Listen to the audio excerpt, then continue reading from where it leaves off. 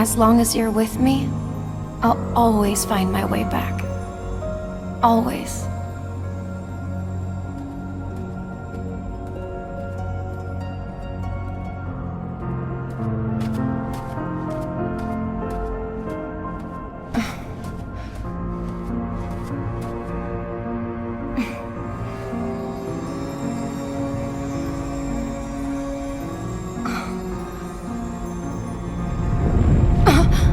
What?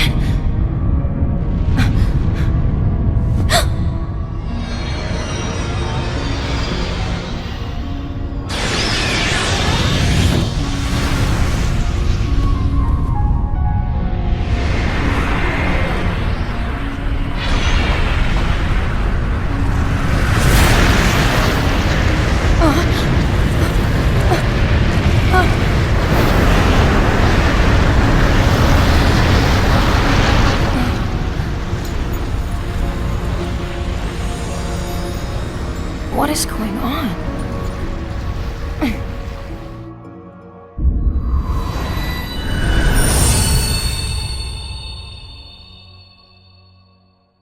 Greetings, I'm Solidus-Skully, and welcome to the final part of Kingdom Hearts Birth by Sleep with the secret episode. We are now in the realm of darkness as Aqua was lost at the end of her story, and this is but a fragmentary passage. Yes, to kind of talk about things right off the bat, no, you can't use any other Keyblades apart from the Master Defender, which is Aqua's Keyblade. And, yeah, this is basically your reward for, and again, I'll list the requirements right here, but I believe it's, completing the journal, completing the sticker album, and, defeating 9,999 unversed. That is over the course of 3 stories, mind you, so, yeah. But you do get this little secret episode as something of a bonus, and quite frankly, I mean, it's not too much, but I mean, at the same time, though, I do quite enjoy it. For one thing, we're gonna see the return of a few old friends. No, not the shield barrier. Heartless!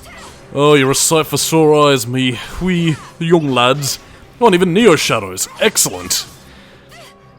But yes, indeedy, this is pretty much the secret episode where we find out where the Heartless have been all this time, and that's the Realm of Darkness. And, yeah, I was talking about beforehand I was gonna elucidate a little bit more on the Realm of Darkness. You did see it very briefly in Kingdom Hearts 1, where, again, this was the place that Riku was banished to, you know, shortly after Ansem took over his body, and, yeah, to talk about what the Realm of Darkness actually is. You even saw it briefly in Kingdom Hearts 2, really, but this is pretty much a place where time and the laws of physics flow differently from how they do in the worlds. Like, I mean, you know, magic and everything still exists here, but, in terms of how time passes, yeah, time moves much slower here than it does, in, you know, the world's regular, so... And, as, like, the earlier cutscene would have told you, again, what's Kingdom Hearts 1 in terms of the timeline right now, this is Aqua, you know, as she was in Birth by Sleep, so 10 years have passed at this point in time, and she's pretty much the same age she was in Kingdom Hearts 1. She doesn't age, she doesn't hunger, she doesn't tire, but she does suffer mental fatigue, and, yeah, let's just say being in a place of darkness, all this corrosive, is taking its toll on the young lass, and that's only going to become more apparent as we get closer to Kingdom Hearts 3 time. As well as something that was kind of hinted at, or something that is going to be hinted at towards the end of the part, yeah, Birth by Sleep Volume 2, which leads me into my final piece of trivia as we explore around in this little dark wasteland. In the sense that, yeah, there was initially going to be a Kingdom Hearts Birth by Sleep Volume 2 for the PlayStation Vita. But one of the reasons why this was vetoed was because even Square Enix, much like a lot of the fans at this point, thought that there were too many handheld games and pretty much just wanted Tetsuya Nomura to get his ass in gear and make us Kingdom Hearts 3. So, yeah, I mean, for everybody complaining that Kingdom Hearts 3 took too fucking long to make, even the Square Enix executives were complaining that it took too long to make, so... as a result of this, what Birth by Sleep 2.0 was going to be was basically, well, it was initially mashed into the prologue of Kingdom Hearts 3, but then was eventually separated into its own little game. That eventually saw release on the Kingdom Hearts 2.8 HD collection, which I mean is pretty much included along with the HD version of Dream Drop Distance, as well as like a short little movie that begins the Lost Master saga with I think it was Union Cross back cover, which pretty much talks about the foretellers that Well, again, that's kind of far and away for us to talk about in the meantime, so, yeah. Back to Kingdom Heartsian points, in terms of what we're actually going to be facing in terms of the Realm of Darkness. Yeah, I mean, you pretty much have Dark Balls, Shadows, Neo Shadows, and, again, this really ambient area that you get to explore. It's... Again, I will say that I do quite like the Realm of Darkness as an area. Like, I mean, it might seem a bit visually repetitive, but at the same time, it is also packing an atmosphere. And, similar to the end of the world in Kingdom Hearts 1, it does sort of showcase a place that, again, is completely corroded by darkness and sort of feels like a land in which you should not tread. Again, like, it sort of has that, like, very esoteric hell kind of quality that... Okay, this might be a little bit outside my audience's, comfort zone, but it's, sort of like... Again, if anybody has ever read stuff like, you know, Dante's Divine Comedy or Paradise Lost, it's kind of similar to the way in which they describe, like, a lot of the biblical sorts of hellscapes, really. Again, like, maybe not necessarily in terms of, like, the visual aesthetics, you know, fire, brimstone, and all that kind of thing, but definitely more in terms of how people wander through endless aisles and eternal suffering. That is very much what Aqua is dealing with, and again, though you don't really see it much at this point, it is something that does become a little bit more apparent when you, you know, play Aqua's own little solo chapter and, you know, what I'm basically going to call the prologue of Kingdom Hearts 3, because much in the similar vein to the whole Roxas thing of Kingdom Hearts 2, I am in firm belief that, you know, the Fragmentary Passage prologue for 2.8 was meant to be, you know, part of Kingdom Hearts 3. Especially given that, you know, that pretty much serves as like a bit of a tech demo slash, you know, gameplay teaser to whet our appetites for Kingdom Hearts 3. At least as it was back then, but, you know, we'll cover that at a much later date. But as for anything else though, yeah, not really too much in terms of story context. Before you actually play the secret episode, you do actually bear witness to the secret ending of Birth by Sleep before this, which... Again, for the sake of keeping bums and seats, I am pretty much going to be saving for the end of the video, though I will still talk about it regardless, so, you know, I at least have something to waffle on about, but... Yeah, a lot of this is pretty much, again, in terms of ending schema and, you know, stuff, it's pretty much there just to sort of tie into Kingdom Hearts 1 and the rest of the series at large. Like, I mean, in the secret ending itself, again, it does also sort of detail the fact that, again, Terra is lying in wait in Xehanort. Well, Xehanort and both Terra are still wrestling control over their heart, meanwhile the third identity of Apprentice Xehanort takes center stage. Meanwhile, while that's going on, again, Braig is still very much, you know, looking out for Xehanort's best interests, keeping him on the straight and narrow, and pretty much being Xehanort's insurance policy, because he does have several in place. And again, of course, going into that, again, he also still has Maleficent pretty much going about creating a pathway to Kingdom Hearts on the off chance that, you know, she does all the groundwork and then, you know, Xehanort comes in and pretty much reaps the rewards. As was very much the case in Kingdom Hearts 1, if you remember back to Ansem Secret of Darkness and his whole thing. And of course, the third and final thing really being, of course, well, Ventus existing in Sora's heart. That also isn't technically the reason how we can wield a Keyblade, because that needs to be bequeathed via a ceremony. Again, part of the reason why Kairi could wield one is primarily because, again, she was a Princess of Heart, Heart of Pure Light, and partially also because of the spell that Aqua put in place on her. Again, that wasn't to imply that Aqua was the reason Kairi went to Destiny Islands. That's actually explained in Melody of Memory, that... And Melody of Memory, and even Kingdom Hearts 1 actually, that again, it was Xehanort who was the one who sent Kairi to Destiny Islands as... Well, that's kind of the weird thing, like, it was sent there as something of an insurance policy, because it seems like Xehanort knew about unreality and the whole thing about Quadratum and everything, but, you know, again, that's current Kingdom Hearts story arc things for Kingdom Hearts 4 to expand upon, but, yeah, that's all to really say for now. The point I'm trying to make is that Sora wasn't bequeathed a Keyblade, and won't be bequeathed one officially until Kingdom Hearts 3. It only really moved down the list in Kingdom Hearts 1, but who bequeaths him a Keyblade in KH3? Well... It's probably the man you least suspect. But anyway, in terms of anything else to say about this place, I like the music, I like the Heartless battles, and again, probably not the most, you know, rewarding thing to ever have, but I mean, at the same time though, I like this level, it's pretty snazzy, and it was enjoyable. So, all I really have to say for now. Farrell, whatever. Yeah, I suppose this was very much meant to be sort of a, I guess like a bit of a gameplay tease for what they were initially going to be doing for, you know, the proposed Birth by Sleep Volume 2 on the Vita, but I can't really imagine how that would have played. I am also wondering if maybe it was the success of the Vita itself that made them can the spin-off idea, because, well, I mean, the PSP, I mean, it had its games here and there, but I mean, as history would tell you, it wasn't the most popular system, and I do wonder if that maybe tied into a bit of Square Enix's hesitancy to release a Kingdom Hearts game on it, but I don't know, really, it's quite odd. I mean, they would eventually get a 3DS title in, what was it, Dream Drop Distance, so, you know, the series does have at least one more spin-off game after... I mean, I guess maybe Dream Drop Distance was already in production at that point, so it was a bit too late for Square Enix to pull the plug on it, but, I don't know. I mean, even in that case, though, the 3DS was still selling pretty gangbusters at the time, so maybe that might have also been an influence as to why Dream Drop Distance stayed while Birth by Sleep Volume 2 bit the dust, but I don't know. I mean, it wasn't really too long after Dream Drop Distance that Kingdom Hearts 3 was officially announced, and then we, you know, got gameplay trailer after gameplay trailer of it. And I guess to also clear things up, again, it wasn't like a 13-year wait between Kingdom Hearts 2 and 3. Again, like, I mean, between now and then, we also had the main development staff primarily working on, you know, the spin-off games, which is the 1, 2, 3 punch that we had of Coded, 358 over 2 days, and Birth by Sleep. You know, then we also had the whole Final Fantasy Versus 13 thing that was taking up a lot of Nomura's time.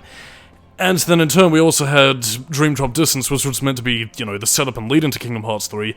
Then a few other side projects in between, you know, 2012 and 2019, to sort of whet the appetite, really, as well as, you know, setting up the next storyline in advance. So, yeah, there was a fair bit of Kingdom Hearts stuff going on, and I mean, even at this point, really, like, I mean, in the gap between Kingdom Hearts 3 and 4, you know, we've still got stuff like, you know, we had Darkrai, we have Missing Link, and, yeah, I mean, even Kingdom Hearts 4 itself has been announced, so we do know that stuff is coming. It's just that, you know, in the meantime, it's just we have a bit of a lengthy wait between, stuff.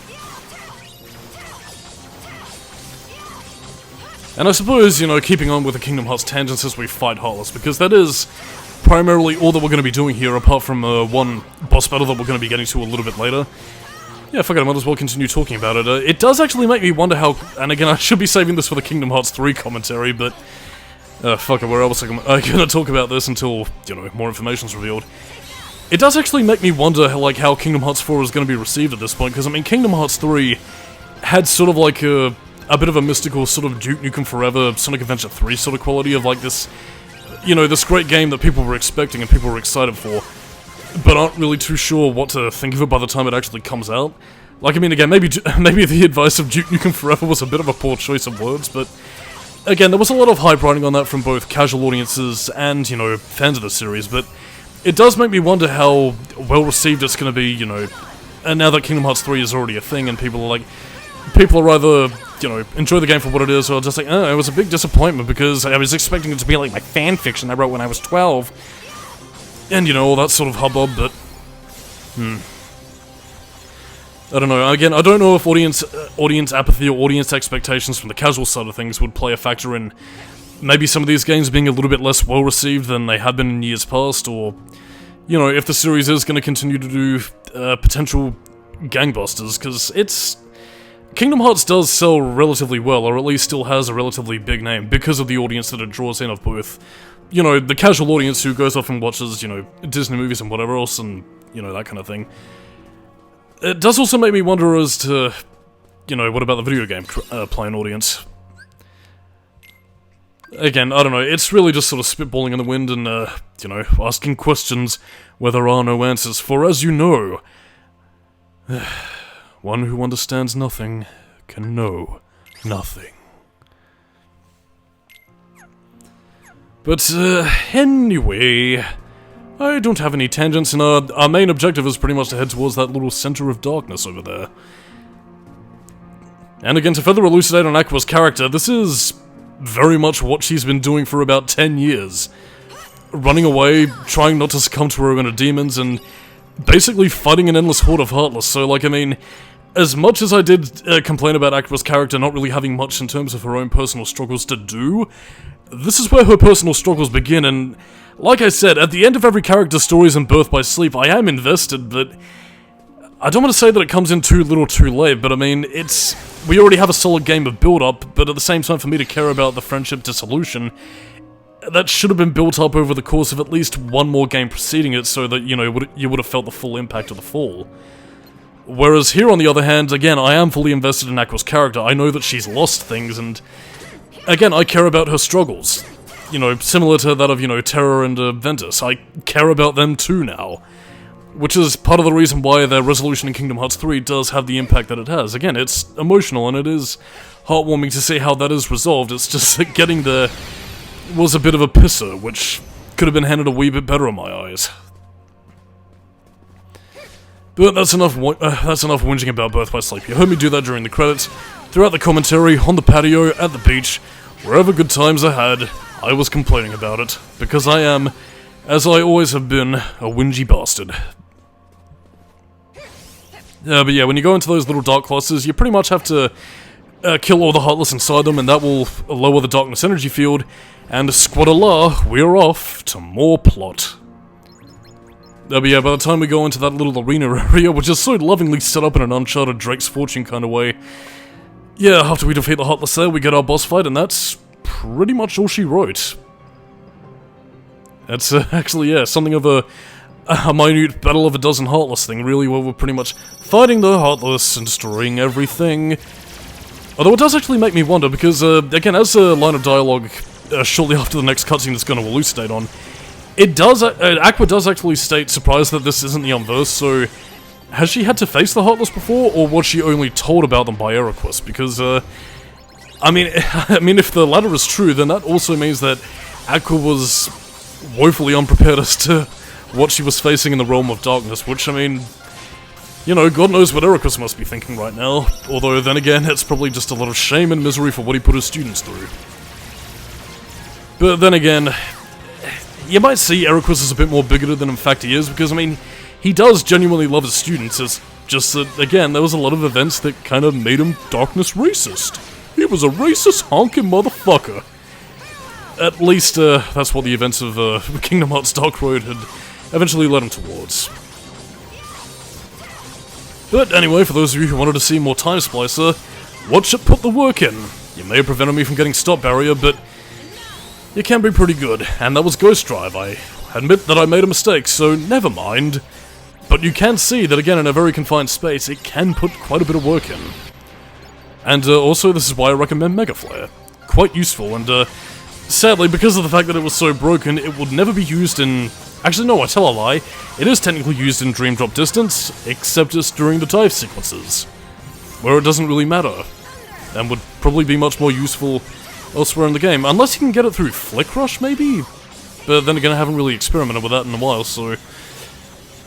Yeah, I should probably get back to practicing up in Dream Drop Distance, because it has been a while. In fact, don't think I've played that since my first playthrough, which probably tells me something, but... queased. Anyway, more Darkness Realm things have been opened, so... let us take a look into the deep unknown, heal up our wounds, and prepare to face more of the darkness. Question marks, the Riddler is a Heartless.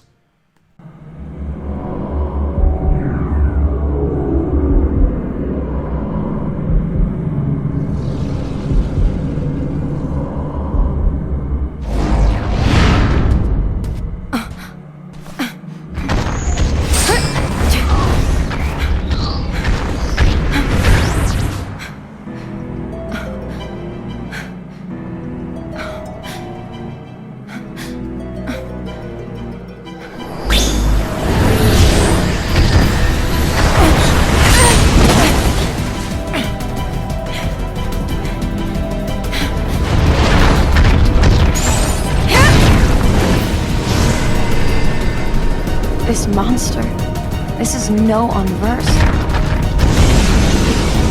Just a dweller of darkness.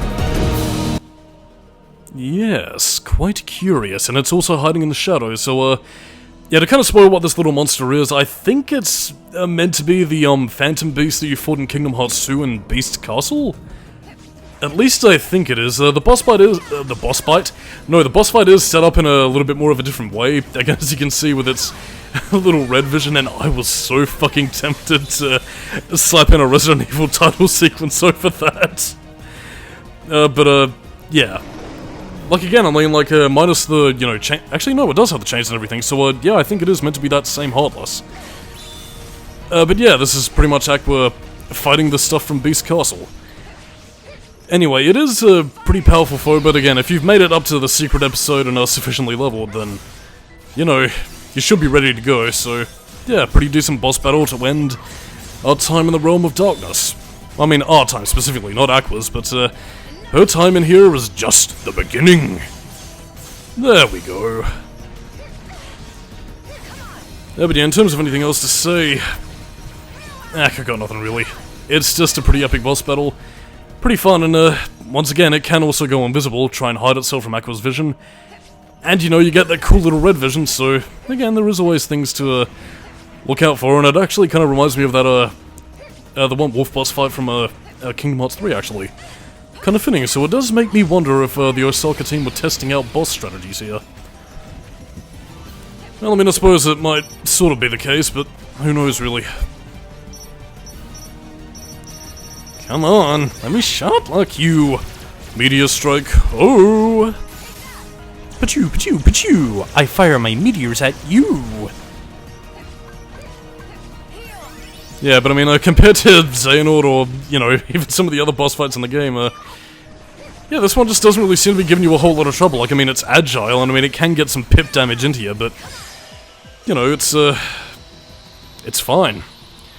So in any case, I'll let you watch that brief little cutscene, and that'll be the end of that.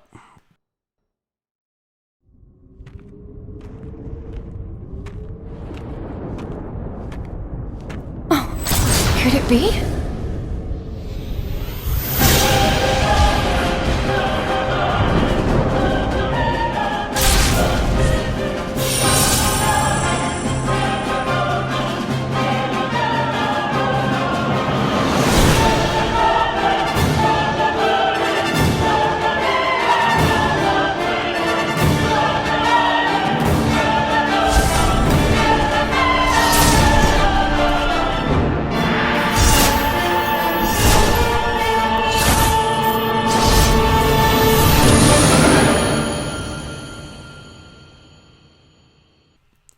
Yes, I do sit here and wonder what Birth by Sleep Volume 2 possibly would have been like if maybe some of that imagery was meant to sort of weave in the threads a little bit more, like, between games, like, because it seemed to stretch from Kingdom Hearts 1 all the way through to, I guess, present time with Dream Drop Distance, really, so... yeah, whatever. On that note, I'm Solidus-Skully, thank you for watching the Birth by Sleep commentary, I know it was a pretty lengthy beast. But, as for anything else, I'll catch you next time for more commentaries, reviews, and, let you guys watch the secret ending of Birth by Sleep. Catch you later, and I'll see you next time. Bye-bye.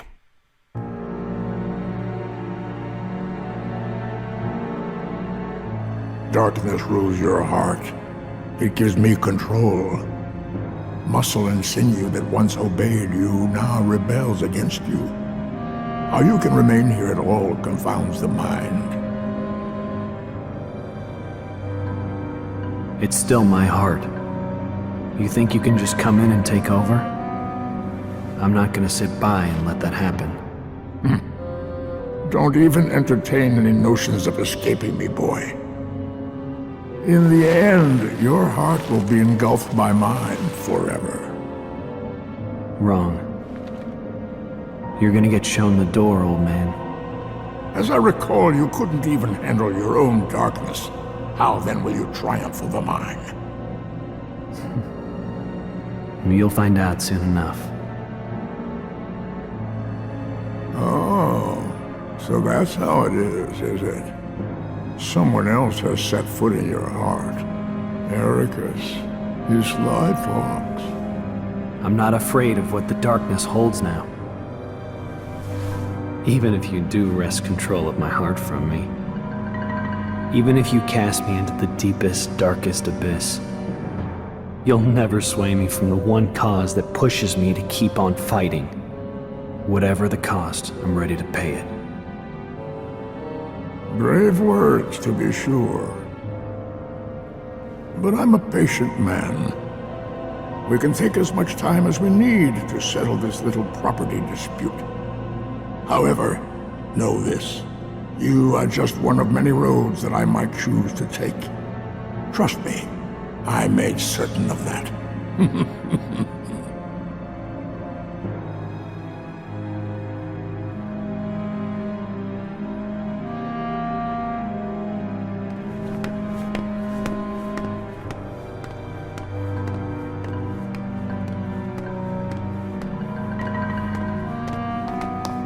Hey, Mr. Master. Oh, come on, you don't even know your pal? Please tell me the amnesia was just a sick joke. Boy, this is some cliche. Hey, you're not Terra. Just gotta check. As if. Well, don't sweat it. I got your back.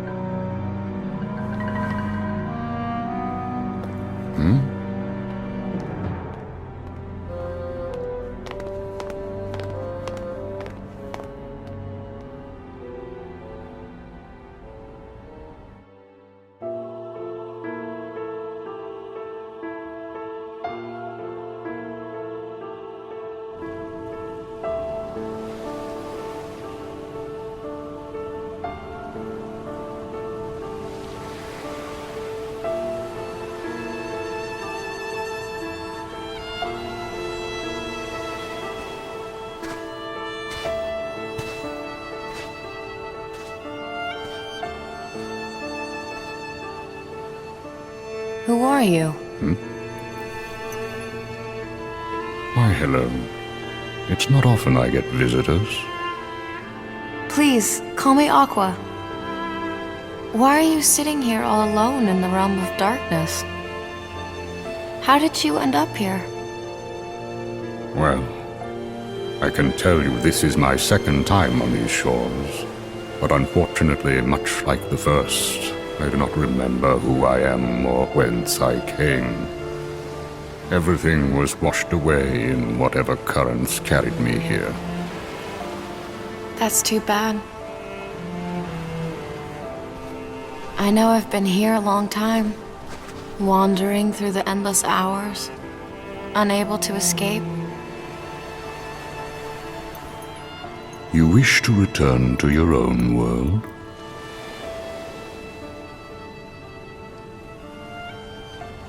It's my friends. I promised I'd be there for them. Your friends. Somewhere in the scraps of memory I have left, you remind me of a boy I once knew. He is very much like you. True to his friends and kind, this boy travels to many worlds and fights to keep the light safe. Keep the light safe? I've been away too long. Did something happen out there?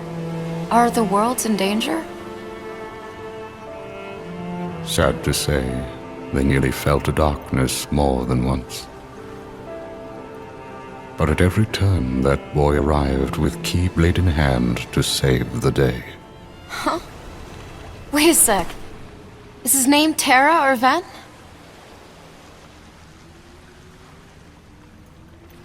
Neither of those, I'm afraid.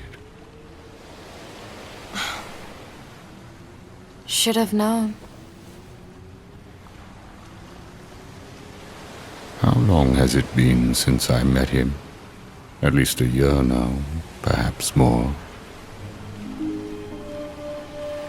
Back then, my heart was clouded with vengeance.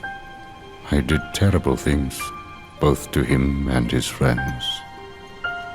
I brought unhappiness to more lives than one. I felt something must be done. Was that why? A means of clearing my conscience, or perhaps out of a sort of scholarly instinct? While the boy slept his long sleep, I hid the results of my research inside him. transplanting the data to where it might best serve a purpose. In fact, I would like to believe maybe he can set things right. A boy like him who touches so many hearts, he could open the right door and save all those people whose lives I managed to ruin.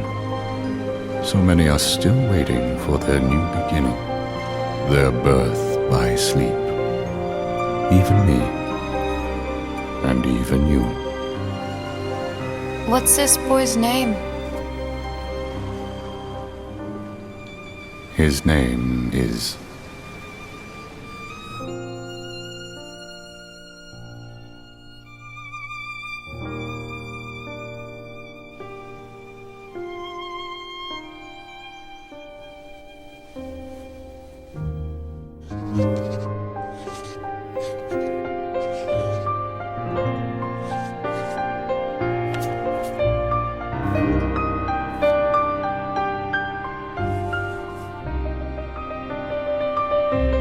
Sora.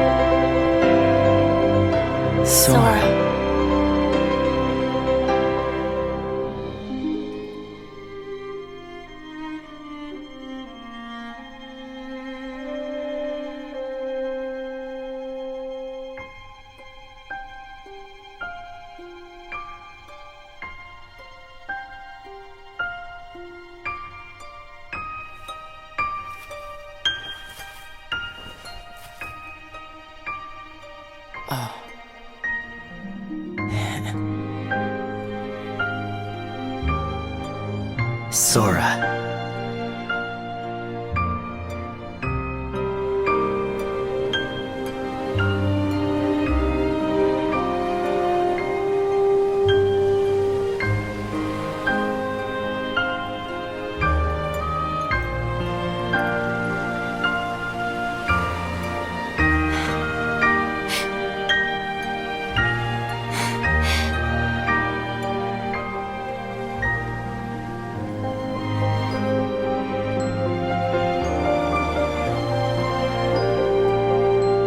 Sora.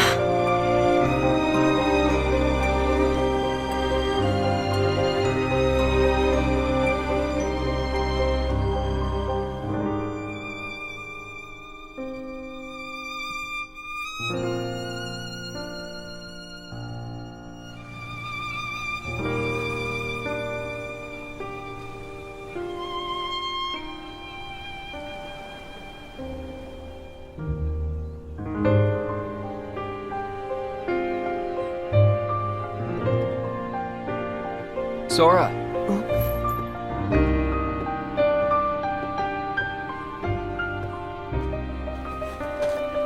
Riku!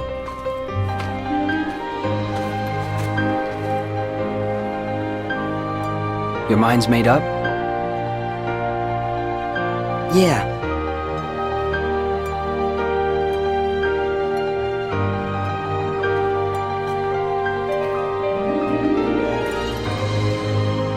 Sora.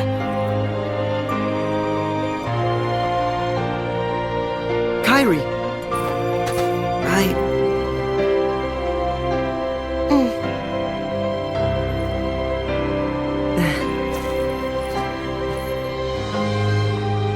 It's just, they really need me.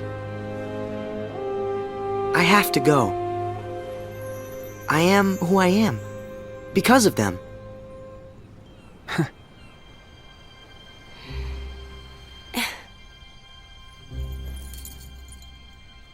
See you soon.